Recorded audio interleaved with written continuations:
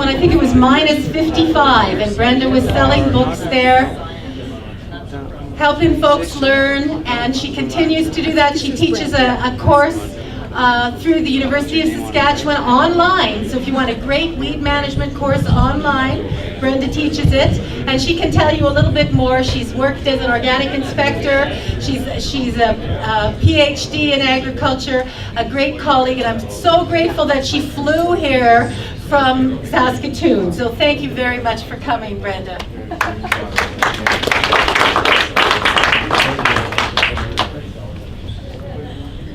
Okay. Janina supplied the title for me. What my job was in the, one of my jobs in the field crop handbook was to update the weeds section and to put it in more ecological context than it was before. And so that's what I'll talk to you about here. If we look at nature and use nature as really the best guide to what sustainable management in our region is, what nature would do if it was all up to nature, really. And so if we look at grasslands, and I admit this is drier than you guys. This is Grasslands National Park, and you got a lot more water than that. But if we look at what natural systems have and what they do, to get some ideas of what we wanted to emulate in terms of our agriculture. You see a diversity of organisms, lots of different kinds of things. I don't know how clear that is from here. Yeah. It's clearer on my little screen, really, but you know, there's lots of different things. There's productivity, but it's lesser than we're targeting for. And so we're pushing things to early successional stages. But those stages, we still want to create this kind of diversity and this kind of systems approach where things are connected and interconnected.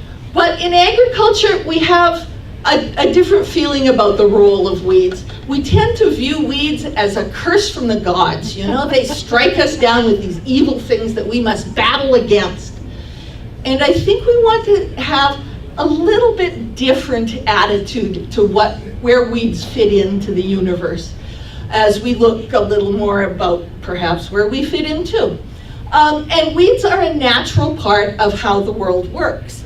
They're what happens to revegetate things after there's been a disturbance. And this is a natural thing. And I was going to mention to Joanne, you know, maybe we want to avoid a lot of tillage, but I think there might well have been significant tillage in the forms of hoof action and whatnot as the bison go through or whatever, once in a while. The trick is it's just once in a while. But where you have gopher mounds, where you have hoof action, where you have streams ravaging across, you get new ground, and weeds are there to start revegetating. That's the role of weeds in the system. It's not, you know, it's not a vengeance thing because you decided to do something as silly as farming. It's not God's way to remind you that you're not doing a smart thing. Weeds are there in a role as basically protecting the soil, revegetating. I like this serve and protect kind of role. And you can see in any sort of vegetation, that where you have plants, you have shade. And they shade the soil, which helps protect the soil, and they're important in protecting the soil. Where the soil is bare, it's like concrete, where the heat comes down on the asphalt, and that's not a nice environment for little soil organisms, little insects, little anything, little seedlings. And so they're there to protect the soil, and they protect it from erosion, from wind blowout, from water erosion, from the action of the wind. They revegetate around alkaline areas and whatnot. They're there to protect the soil. They're there to protect the crop too, really, if you consider what some of the things that they might be doing. They might be alternate hosts for flea beetles and hoppers and whatever wants to eat your crop. They might be protecting it against the wind, as a few wild oats in your lentils will kind of moderate the wind flow through that. And a number of things that kind of help the crop as well, if we look at it that way. And really important in terms of pest management. The aphid and the potato beetle, they have done these really bizarre tests where they take off little pieces of antenna and they put the bugs in the wind tunnels. And they have determined that a lot of insects are very smell-oriented, and they come for the crop based on the smell of the crop. And if you have things in the crop that are not crop, but smell strong, then it confuses the bugs looking for your crop. So if you've got a bunch of things in your potatoes, they won't smell like potatoes to the potato beetles near so much. And so they won't be there right away. And we have an awful lot of things that are like stinkweed. You know, that just gives you the hint that, and I've heard bluebird referred to as smelling like a mouse-infested house. That's in one of the floras. And yarrow's fairly strong smelling, so you know, a number of weeds might be acting to deter pests in a way that we don't even realize.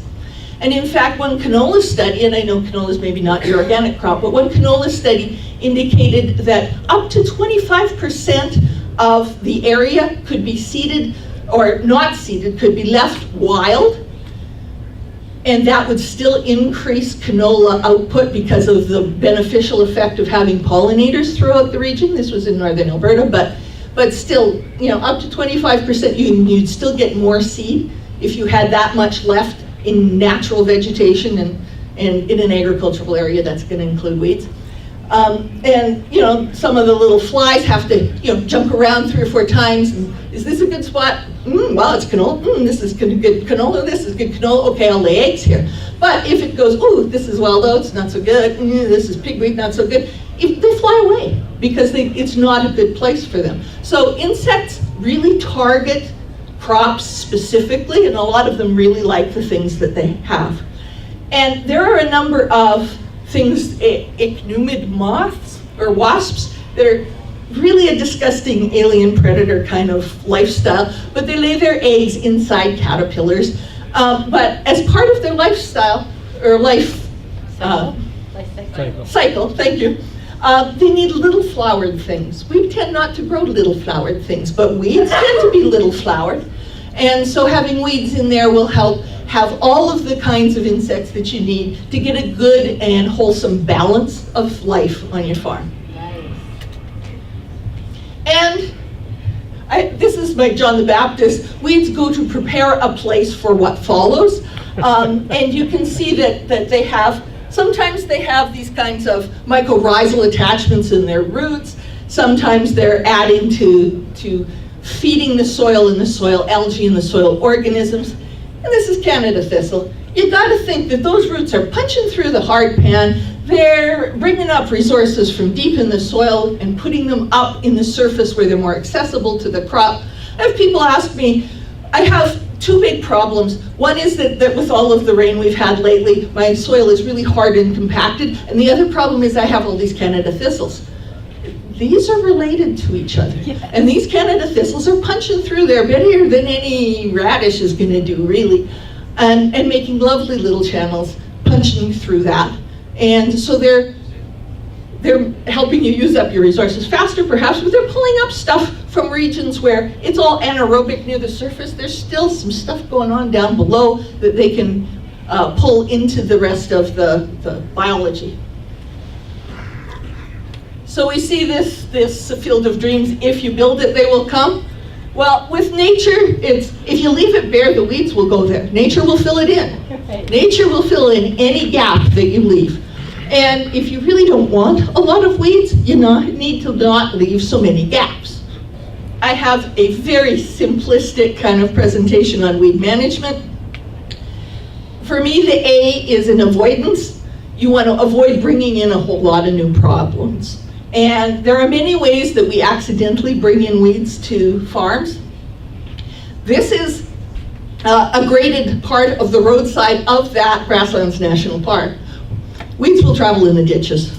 They will definitely travel in the ditches. Field bindweed. Yes, field bindweed is one that actually probably you should be scared of a little.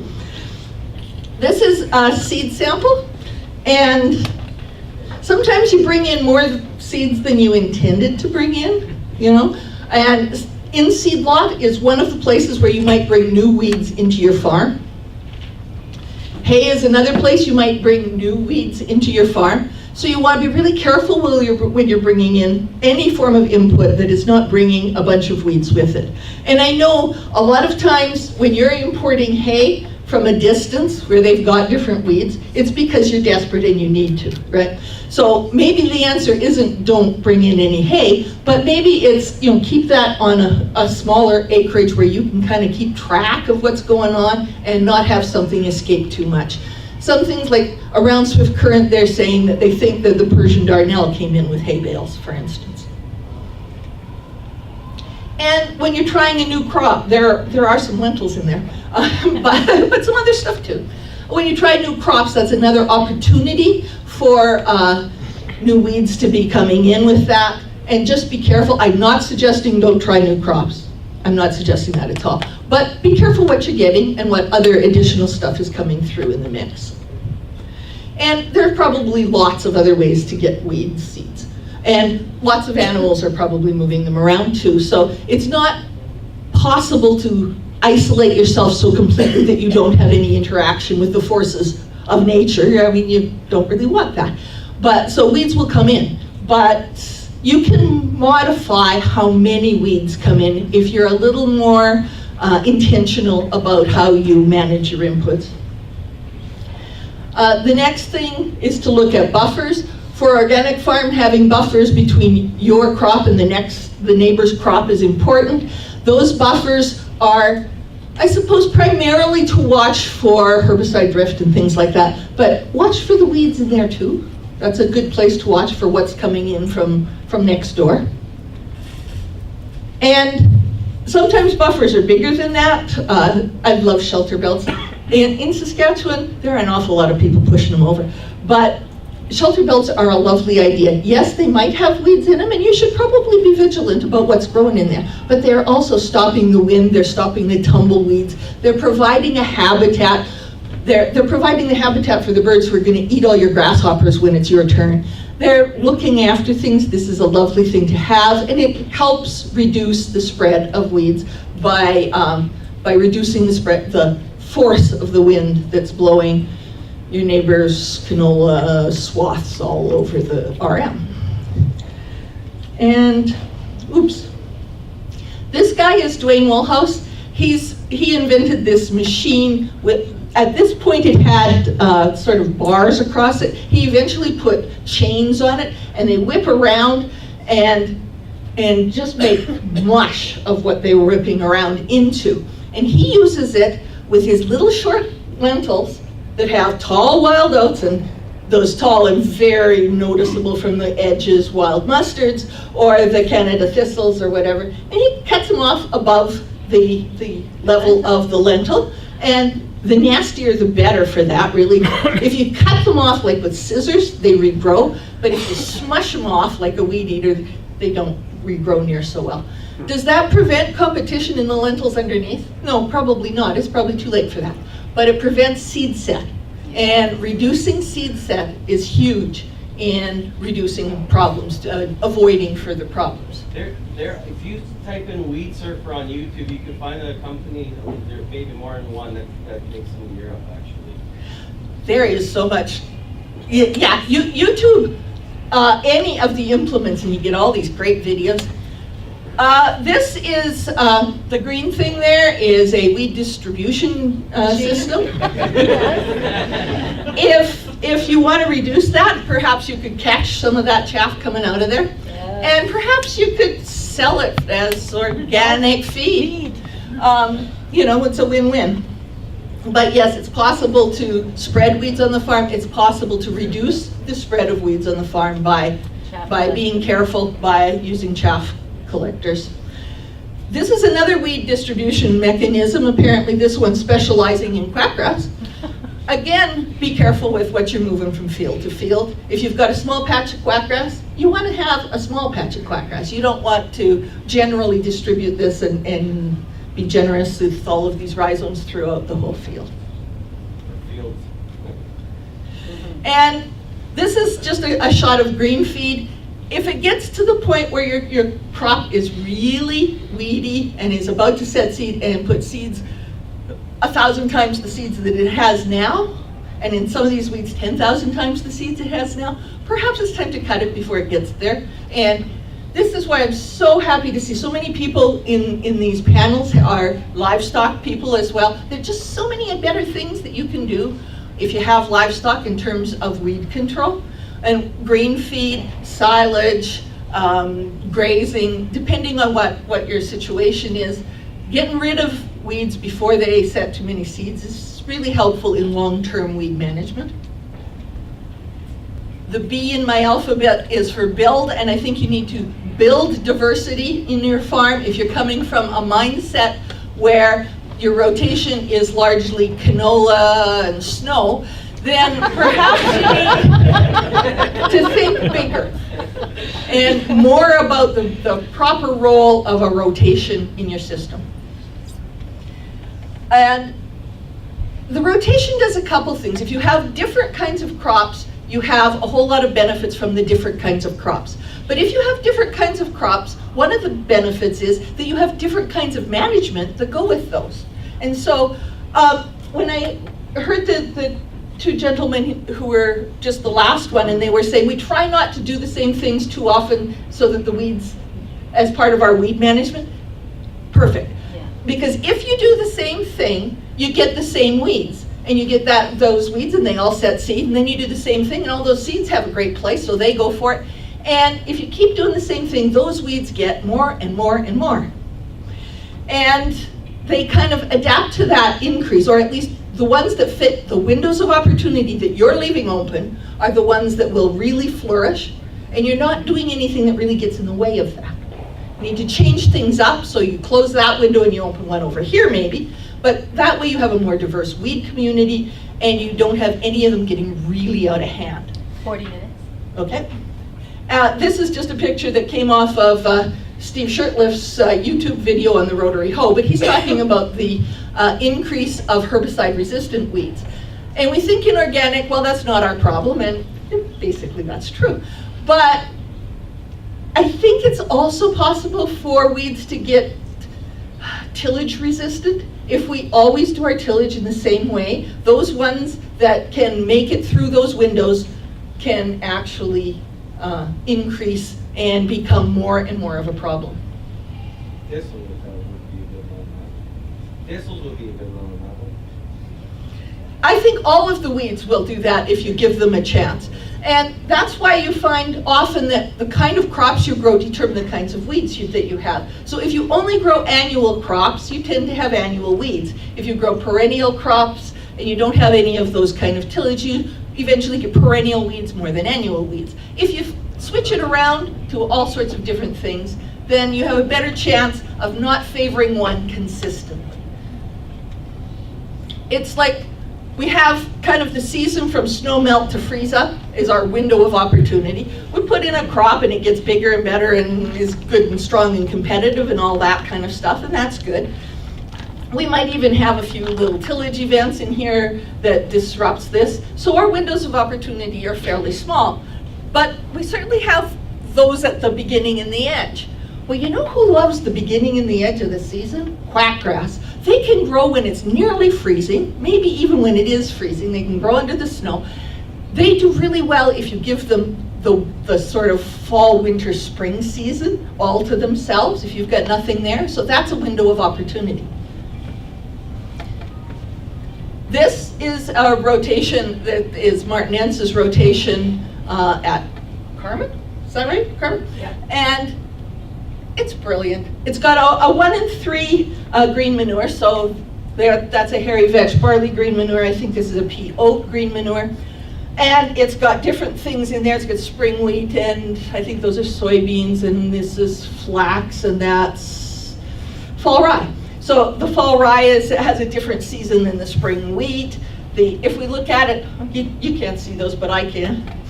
This one is seeded early in the spring. This is later in the spring. That one's hay. That one's mulch. This is a winter one. We're not leaving the same windows of opportunity open every year. We're switching it around. So if you've got one kind that really increased in this year, well, they don't do well this year, and so that sets them back again. Every time they get ahead, you come after that. And so rotations are really important. A lot of studies have shown that when crops are grown in rotation, they are healthier, they're stronger, they yield more, they have fewer weeds. And then there's some specific combination. The Canada thistle in alfalfa. Alfalfa seems to be something that really competes well with Canada thistle. A few years of that will, partly it's the cutting and partly it's the competition after the cutting that really suppresses Canada thistles. This is winter wheat for quackgrass. Quackgrass does fine, thank you, in alfalfa. Does just lovely. Which is okay if you're growing alfalfa for feed, because quackgrass is quite palatable and digestible and a lovely forage, but maybe not something you want to continue when you knock down the alfalfa. But winter wheat or fall rye is really good with that because it offers significant competition in those times when quackgrass usually has the field to itself in the fall and in the spring, and in those times when you think it's probably too cold for anything to be happening, well, quackgrass is growing inches at that time. So the basic guidelines for rotations is to vary the crops and thereby vary the management system. Include as much diversity as you can, perennials, winter annuals, summer annuals. You're feeding the soil, and I think Joanne said your soil organisms want a varied diet as well. Often you want to put your nitrogen requiring plants after a plow down because that might be a time when the nitrogen is higher. Hemp is a nitrogen requiring plant.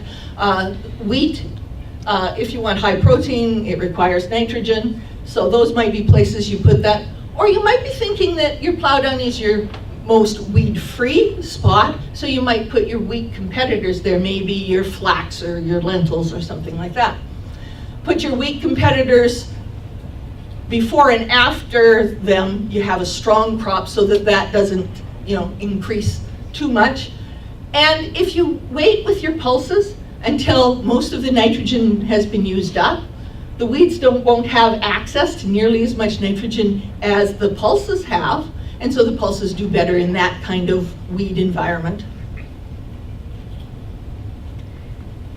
Another way is through intercropping.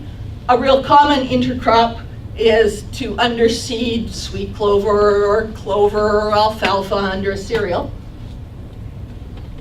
A lot of people do that kind of thing. That certainly adds to, you can see that, well, I don't know if you can see, but I can see that there are some of these sweet clovers growing in here, but really not much other in terms of weeds.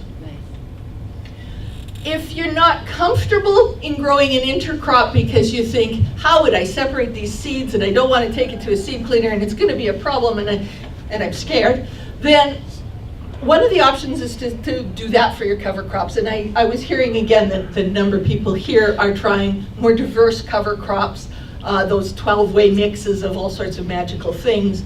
This has, I don't know, 8, I think, different things in it. It's got buckwheat and peas and looks like a couple beans in there. Yeah, there should be peas, although I don't actually see them. But anyway, there's a whole bunch of stuff in there, and if you put that in as green manure, that's a diverse diet for your soil organisms, and not so much of a worry about how you're going to separate them, because you're just going to let the soil separate them into whatever it wants.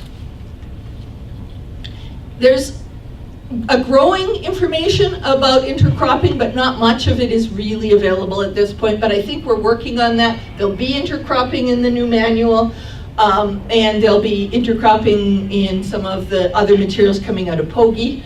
And this is a study at the University of Alberta. The University of Manitoba has done some, so there is information out there, not lots maybe, but some.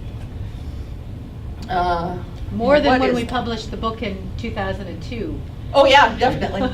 So this is, I don't remember which cereal and peas. I think it might be oats and peas. Oats and peas is something you need to be a little cautious with, because splits from peas don't come out of oats well, and grain millers might not want your oats if they've got little green bits in them. So, you might want to do that with a different cereal instead with your peas, but, maybe barley and peas instead of, or just be really gentle when you're combining. Slow, right? Flow. Gentle equals slow. Yeah. Yeah. This is an intercrop that many farmers around Saskatoon grow. This happens to be red fife wheat, but the intercrop is wild mustard. A lot of people grow that intercrop.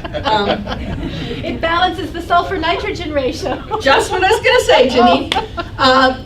This was at a farmer, and we went to his place at the very yellow stage, and he was a little embarrassed because this is the stage where most people are just a little embarrassed about that.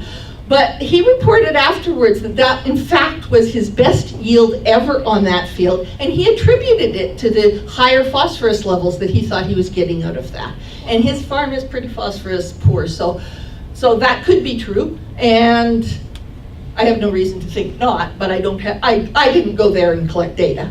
But a lot of times people grow accidental intercrops, perhaps this kind, or perhaps last year's crop in this year. That happens a fair amount too. And if you can separate them when you sell them, then you've got two crops and all the better. If you can't separate them, maybe they're a really lovely feed. I mean, it really depends. Usually you can separate them each and then have a middle bit that you can't separate so well, depending on where your prices are. So that's the B set. The C is for crop. And really looking after the crop is probably one of, after you've looked after the landscape and the rotation and the context there, growing a really good crop is probably crucial to how this works. This is an organic oat crop near North Battleford. A farmer dragged me out to this field. He wanted to show me because he was so excited by this. It's a lovely oat crop. But there was a little problem. He had a little problem with his seeder. You can see that straight line is one edge of the seeder and the other one is where it quit seeding. And over here is where he got it figured out and started seeding again. But he had this rectangle of, I didn't seed this bit. And probably you've all seen some places where, you know, you didn't quite line up when you came back on the way back or whatever. There's little patches of stuff where the crop is not. But I think this is an excellent indication of that the crop grows really well, and when you don't have a crop, you have the nature filling in. Nature doesn't want to see that all black. It's filled in with stuff. And you can see that there's a diverse weed community here. It's got wild oats and wild millet and stinkweed and lamb's quarters and probably a bunch of other stuff. And if you look down at it, you can see that it's covering the ground very effectively. Wild buckwheat, yeah. Yeah. But if you see right where the cedar mist stops and into the wheat, or into the oats, you can see that those oats are doing a really excellent job of suppressing the weeds. These are the weeds that are only there because the oats are not there. So this is the effect of the oats in this field. Do you know how, sorry to interrupt, how heavy did he seed those oats? Because there's such a variety I see. Yeah, I don't know. Okay. I'm gonna guess because of the guy, probably 2.5 bushels. Yeah, it looks nice and heavy to me. You can see that you have weeds in this between the crop spot because there's still a little empty space, but they're little wee things. And quite frankly, if you're worried about this stuff, you're just a worrier, because this stuff is not going to cause you any significant crop loss. It might cause you 5 more seeds next year, but judging from how many there were in that empty spot, 5 more seeds won't make any difference. So, you know. You actually could be net less because you had so many X amount, say 100 germinate, but they never amount to anything. They put 20 Good back. point. Yeah. I had some of that up this past year. And so here are all 4 together. So with crop, without crop, a huge difference. So we know from this kind of evidence that I think probably every farmer has seen on their own farm in real life, that crops suppress weeds really effectively. So how do you grow the best possible crop to get the best weed suppression. Basically, it's all about balance. Well, maybe you do want to eliminate weeds. I don't want to eliminate weeds. I just want to see the balance shifted so that the crop is where the bulk of the biology happens, where the bulk of the growth is in crop. Now, you can do what you can do, but sometimes nature has other ideas about how things are going to go, and you can't always grow an excellent crop, right? This guy, this road, well, you know, this road, yeah. And we drove out there, my goodness. But anyway, he said he wasn't sure, you know, he could take the truck across this road, because you can see the stakes, that's where the road edges were. And he wasn't sure, though, if he could get out there to combine, because combines are heavy, right? So, but anyway, I didn't see it at combining, and I was grateful not to be there. But, you know, sometimes you can't do everything that you can, well, everything you can do isn't as much as you would like to do. So, you know, yeah, nature is still in this equation, and nature bats last always, but you can still do many things to improve your crop growth.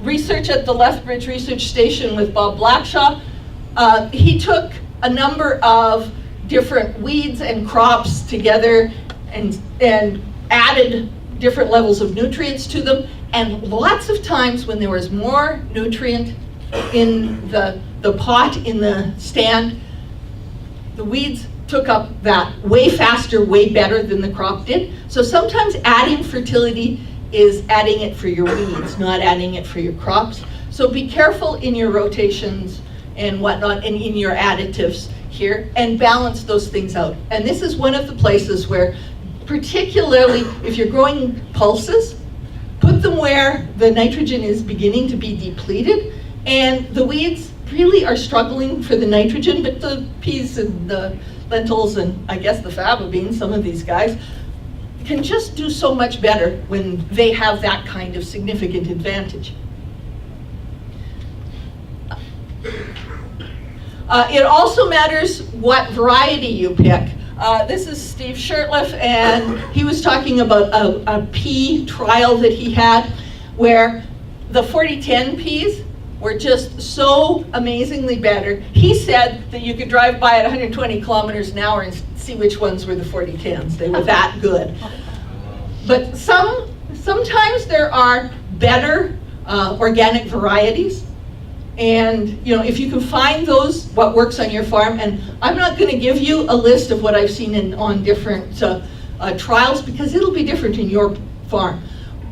And it's amazingly different sometimes, even between University of Manitoba, University of Saskatchewan, University of Alberta. They'll all have these trials, and the results are entirely different on the different ones. So it really matters what works for you at your place. But picking a good, strong variety can make a big difference. Seeding rates, I think often the suggested is 1.5 times conventional, but I see an awful lot of farmers going a lot heavier than that, at least twice. I see people going up to 3 times. I don't know if that's as good an idea, but a heavier seeding rate fills in the canopy faster. It may not be your best thing for yield, but it's probably your best thing for weed control.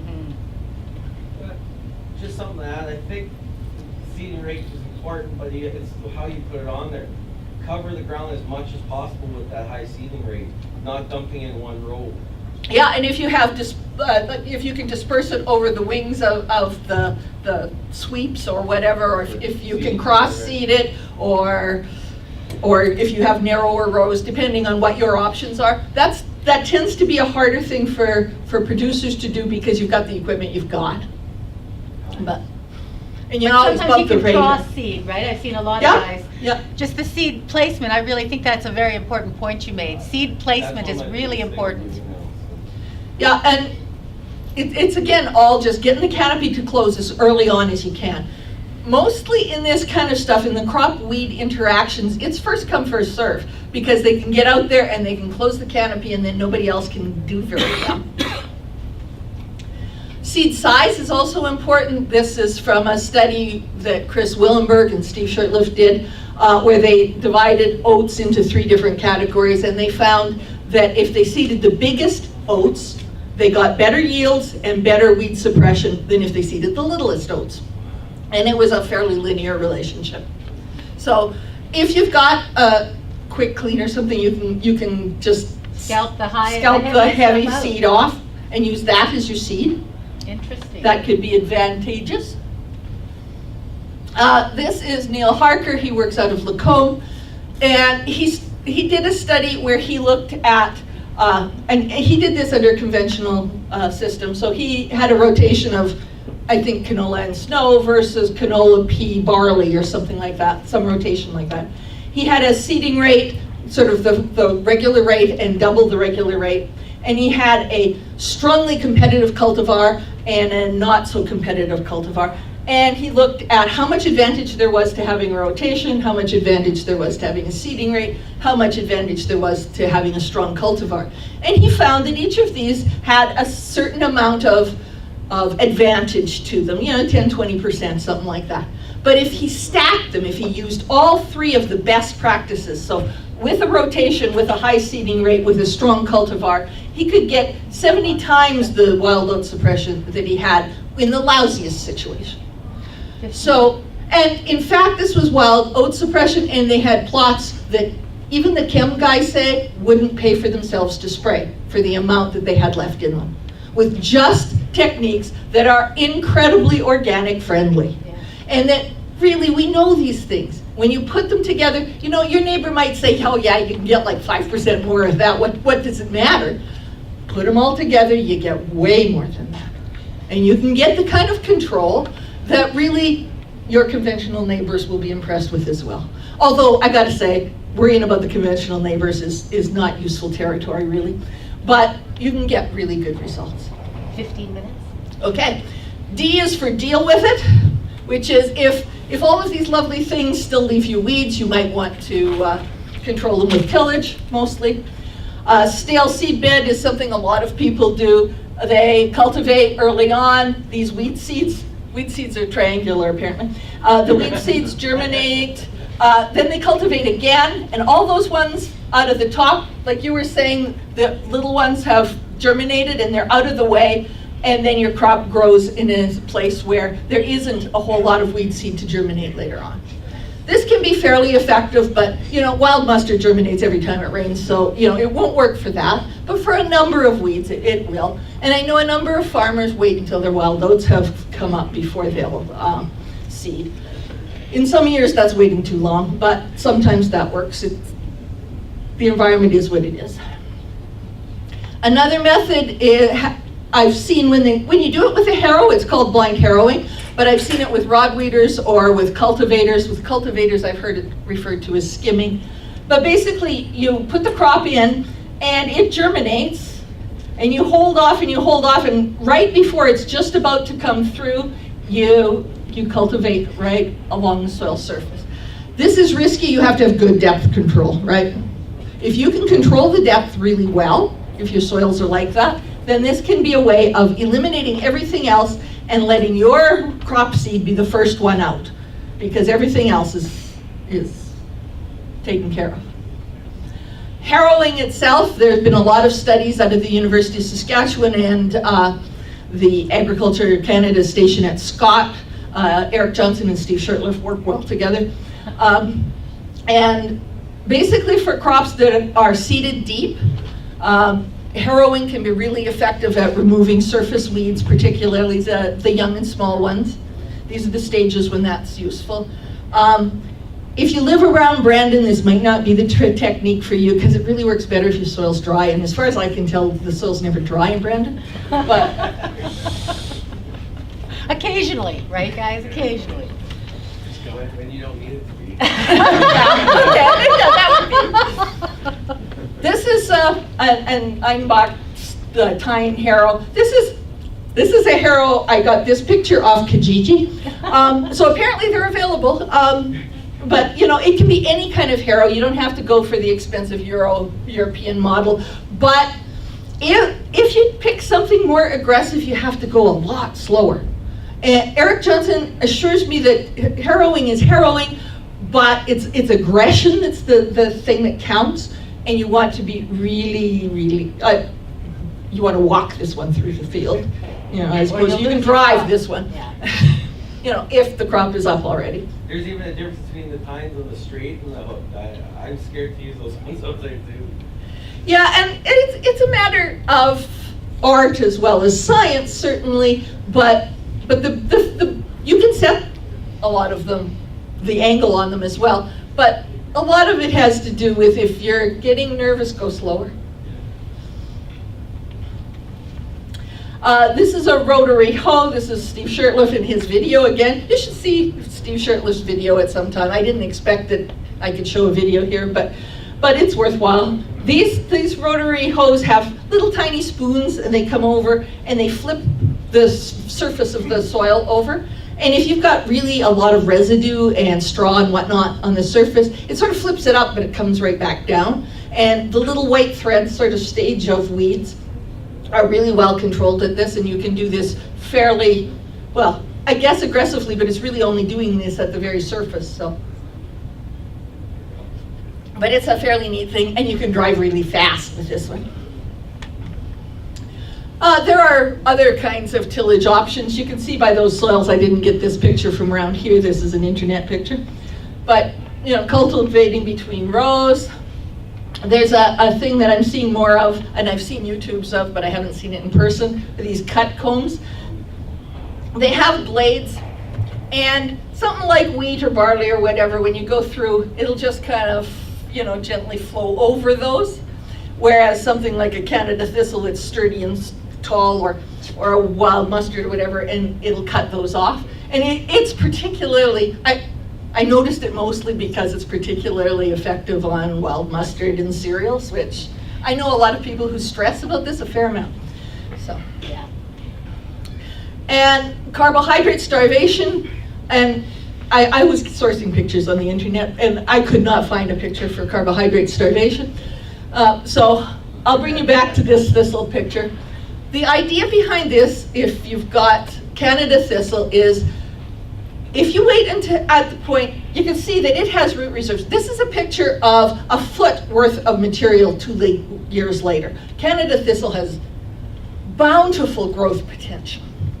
And so it's got reserves. And getting back to Joanne's model of investment here, the idea here is that you start when it's just starting to flower, because we all know as parents, parental investment is huge. It costs a lot of money to raise kids. It costs a lot of carbohydrate reserves to produce seeds as well. So at that time, they're kind of at their weakest point. So cultivating them then will get more of the above ground stuff into the soil, more of the carbohydrates in that material. And then you wait until they regrow, because they will regrow. And in regrowing, they'll use up more of those reserves. And then you cut them down again, and then you wait for them to regrow, and they'll use up more reserves. And every time they start to look like they're making a profit, you're depleting their bank account one more time. And eventually this theoretically will kill them. It may take a while though. And I've heard a lot of farmers say that it's the cultivation that you make before the ground freezes solid that really counts. You've loosened up the soil enough to have the frost deepen into that, particularly if there's any rain or snow before that and then it freezes up, that's kind of the effective time for that kind of thing. Brenda, it works best to cultivate Thanks. the thistle the last hot day of summer, because it has not yet started putting the carbohydrates down into its root. As soon as that weather change comes in the fall, it's starting to replenish the root reserves. You get it just before that, your thistle is done. Because it won't have enough, it'll have to grow when it should be storing, and won't be able to make it through winter. Nice. I'm guessing that it probably has enough reserves to do that a few times, but you know, it's all hitting the timing too. And I've heard that this is also more effective if you do it in accordance with the phases of the moon. I don't know. It seems to me that people have had marvelous success with various combinations of this, but the different people, I mean, sometimes Sometimes you don't know when the last hot day is. Sometimes you Right. don't know when it's gonna freeze up. Sometimes you Right. just have to keep after it. Yeah. But if you can keep it from putting stuff back in the reserves, exactly. And those were all tillage things, and particularly the carbohydrate starvation is a high tillage model. And I don't really want to say that tillage is a really wonderful thing necessarily.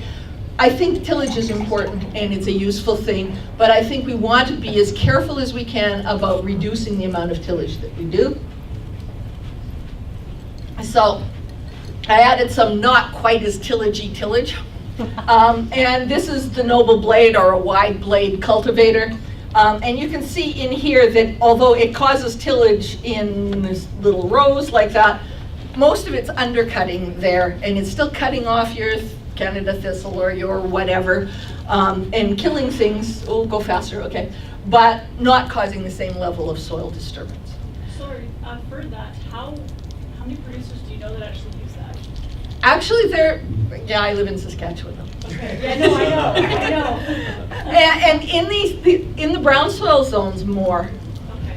But mowing is an option, the Crimper-roller is an option, and I have thought, until I was here today and heard somebody say that he uses this in a crimp down the green manure and plant right behind it system. I thought we didn't have enough days to do this, and we don't in Saskatchewan, I'm afraid. But you get some warmer, happier places here. So this is the Rodale model where they crimp it down at the front and then seed behind. And seeding into this is easier. As Jeff Moyer, and I think that might be Jeff Moyer, as he said, you can easily kind of put this in there because the roots are still attached. It's like combing your hair. If your hair was sitting on a bundle on the table, you couldn't comb it. But if it's attached to your head, you can comb it. And in the same way, you can kind of comb through the residues and make those openings. And I think this is soybeans. And that's kind of the Rodale model, and it works really well in Pennsylvania, and apparently on somebody's farm here today. But what really we've seen most of on the prairies have been studies where this has been used to terminate a green manure and leave a mulch layer on the surface. Eliminate a level of tillage in the green manure part of the operation, where really tillage is quite intense a lot of times. And if you can leave a mulch layer there, you get the additional benefit of that having all of that weed suppression, so you don't have to go in there and do more tillage. Go faster, I know. And sometimes, in terms of deal with it, you just have to admit it's too weedy and I'm plowing it down. That's a tough one because it's taking cash out of your pocket, right? But Steve Snyder in Alberta tells me, you will never regret this. It will always be so much better next year. Now, I don't know, if you don't want to live next to your country, maybe this is a hard thing for you, but. And I think livestock adds so much more potential to this. You can graze green manures, you can cut it for green feed, you can bale it, there's a lot more ways of getting rid of your weeds and making your green manures useful and not making them a major amount of tillage kind of thing. I love the mixed farm model. And my last letter is E for enjoy, and then I realized that's going to be a tough one for most farmers. So perhaps just expand your appreciation slightly for the weeds on your farm. Wild mustard. I hear so many people complain about it. I've made wild mustard condiment mustard. It's hot. It's really hot. But apparently there's a market for really hot. And of course, there's biodiesel and there's herbicidal qualities in the meal, and there's potential in crop sense there. Quackgrass is a decent forage and important in reclamation. Canada thistle are apparently beautiful because you see so many pictures like this, needle points and whatnot, that these are gorgeous. Especially in Scotland. Well, yeah, apparently. Maybe we could, just cut them and send them. Yeah. Export crop. And the value that they have in the soil, I think, is really important as well. They tell you a bunch of things. They might tell you that it's pretty alkali. They may tell you that the fertility is high. Maybe you've got lots of calcium. If it looks like this, they tell you that you have problems. If you can't grow weeds, you have issues. So consider your weeds a sign that there's life in your land. They benefit the system. They might benefit in terms of phosphorus or mycorrhizal associations. They may benefit in terms of giving you cattle feed. Maybe you can separate those seeds out and give them to your neighborhood chicken grower. Maybe you could even, this is cow cockle to those people who grow weeds, and prairie carnation to those people who have it as a crop. Kosher has forage qualities. These two weeds, pigweed lamb's quarters, really edible, really nutritious. Quackgrass rhizomes are apparently quite favorably looked on as a food source in China. Lots of plants are edible. There's even a book on this. You can get the book. I've got it. A lot of them have a tradition for medicinal use. Canada thistle, we used to, when I was a young student, we had these things growing in growth chambers. My goodness, do these things smell, but a very perfumey, sweet smell, and I think it's got perfume potential. And I've got stinkweed on there twice because there is the biodiesel option because it's an oil seed. It also has herbicidal qualities in the meal that's left over. Perfume potential? Perfume potential? Not for stinkweed. Not stinkweed so much. Although, some of the wasps like it, depending. It's all a matter of taste, right? And there's beauty in weeds. And they are the first flower of childhood. They are the Mother's Day weed. They flower about that time. And isn't this the first flower that any of us mothers got? Yeah. There is value in this. Those are those terrible little burrs, those little blue flowers, aren't they? Yes, they are. Those sock burrs. These should be collected by children in onesie terry cloth, because that would be very effective. And weeds remind us that we're not in charge, that life is powerful, and I think that's just a small level of humility that's useful for us. Oh, lovely. Thank you so much, Brenda. Thank you. We do have a few moments for questions, just 5 until the break, so a few questions for Brenda. Brenda, in general, say if you're growing red spring wheat, do you think getting the wheat in early before the weeds start? Or do you wait for a flush of weeds to till and then go in with the wheat? I think both of those can be effective, and it really depends, partly on the year. It depends on what weeds you have too. If pigweeds are your main weed, get in there early because you'll be way ahead of them. But if stinkweed is your main weed, you'll get a cultivation in first. Get rid of, it's a matter, and it depends where it is in your rotation too. Because don't do it the same way all the time. So if you seeded early last year, you might want to seed later this year. If you seeded late last year, you might want to seed early this year. I think for most things, if you didn't have weeds in the way, it's probably better to seed earlier. Because you never know what's going to happen in the fall, right? And I don't know, in Saskatoon we didn't get frost August 8th. So, you never know. Maybe you get frost on November 23rd too, but you just never know. So getting it out of the way early is probably handier. Maybe one more question. Yes? Any thoughts on foxtail barley and a native grassland? Well, it's indicating that you have an alkali patch, right? If you can get in there and graze it before they set seed, grazing can set it back quite a bit, but you have to be really careful with timing on there because you don't want any of those ons while you're grazing, right? So it has to be early, but you can usually set it back a fair amount by that.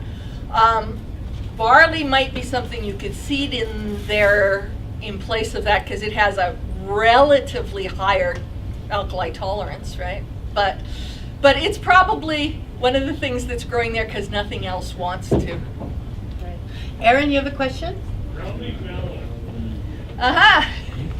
Brownleaf mallow has the ability to come through compost really effectively. And so it's often an indicator of new. Oh, I just don't want you to stand strain close your to that. I'm used to yelling at people. So you see it on manure piles all the time. It comes through that process a lot. It's got really, really hard seed coat, and so it's not sufficiently digested away in the animal's gut. But how to get rid of it, a lot of competition will be helpful, but it's probably knowing that it's coming through your manure cycle and kind of stopping that cycle somewhere along the line. Okay, thank you. Well, thank you very much, Brenda. That was great.